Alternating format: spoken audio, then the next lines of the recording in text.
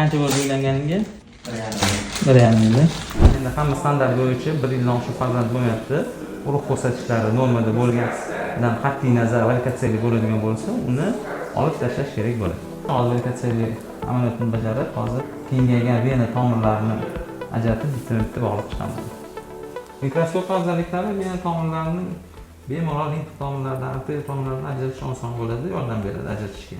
Ya'ni arteriyani himoya qila olingizda, limf tomirini himoya qila olingizda, xunuk kelgan arteriya tomirlarini zarar yetkazmasa, shikastlamasa, shunda bizlarni operatsiyamiz muvaffaqiyatli bo'ladi. Endi valikatsiyani operatsiyaga qaytarish mumkinmi yo'qmi degan savolga da qaytarish mumkin. 3% dan 15% tashkil qiladi statistika.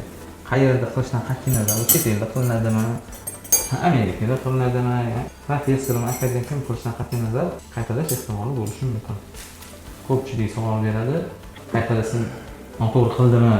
Yo'q, bu o'sha operatsiyani qaysi usulda qilinganligiga bog'liq. Valikatsiyadan keyin ko'p holatda qanday asoratlar bo'ladi degan savolga javob berib ketamiz.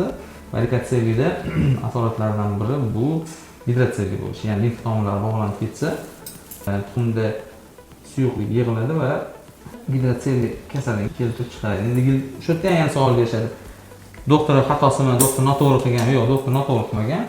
Bitta limfa tomirlari bog'langan. Bu limfa tomirlari ko'p holatlarda ko'zga ko'rinmaydi. Imkon qadar mikroskopdan foydalansa, shunda limfa tomirlarini ajratish oson bo'ladi. Barcha operatsiya qilingandan keyin 3 oydan boshlab urug' sifat ko'rsatkichlari sekin o'zgarishni boshlaydi yaxshi tomonga. Operatsiya qildi, bir haftadan keyin, bir oydan keyin xotin homilador bo'lish kerak degani emas.